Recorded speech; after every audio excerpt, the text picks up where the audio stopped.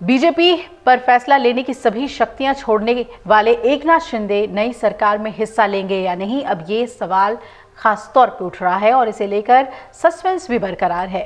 BJP नेता देवेंद्र फडणवीस तो बुधवार रात एक बार फिर एकनाथ शिंदे से मिलने के लिए वर्षा बंगले पहुंचे। दोनों नेताओं के बीच आधे घंटे तक बातचीत हुई और सूत्रों के माने तो फडणवीस ने शिंदे से महाराष्ट्र की नई सरकार में उप मुख्यमंत्री का पद ग्रहण करने के लिए आग्रह किया है। दरअसल उन्होंने पिछले 24 घंटे में कार्यवाहक मुख्यमंत्री शिंदे से दूसरी बार वर्षा बंगले पर मुलाकात की ताकि उन्हें नई सरकार का हिस्सा बनने के लिए मनाया जा सके। इससे पहले बुधवार को आयोजित प्रेस कॉन्फ्रेंस में देवेंद्र फडणवीस ने कहा था कि हम चाहते हैं कि एकनाथ शिंदे नई सरकार में काम करें।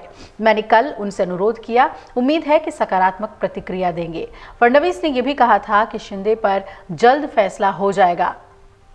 इसके बाद देर रात फडणवीस शिंदे से मिलने उनके बंगले वर्षा पर पहुंचे। दोनों के बीच कैबिनेट मंत्रियों को लेकर भी चर्चा हुई। फिलहाल मुलाकात में शिवसेना के पूर्व मंत्री गुलाबराव देसाई, शंभूराज देसाई, दादा भूसे मौजूद रहे। माना जा रहा है कि शिंदे ने फडणवीस के सामने शर्त रखी है कि वो उप मुख्यमंत्री का पद तभी स्वीकार करेंगे जब उन्हें गृह विभाग की जिम्मेदारी मिलेगी। दिलचस्प बात यह है कि दोनों नेताओं के बीच इस बारे में सकारात्मक चर्चा हुई है, इसलिए शिंदे को गृह विभाग मिलने की संभावना जताई जा रही है। शिंदे ने गृह विभाग पाने के लिए कई कोशिशें की और इसके प्रयास सफल होने के संकेत मिल रहे हैं।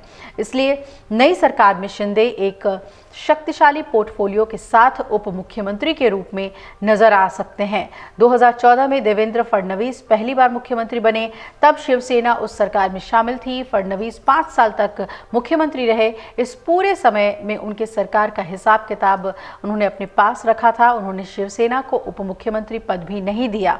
उस सरकार में कोई उप मुख्यमंत्री नहीं था।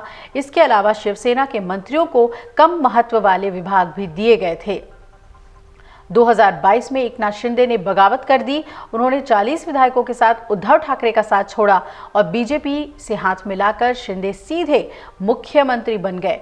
फडणवीस ने पहले कहा था कि वो इस सरकार में हिस्सा नहीं बनेंगे, लेकिन बाद में दिल्ली के निर्देश मिलने के बाद फडणवीस ने उप मुख्यमंत्री पद स्वीकार कर लिया था।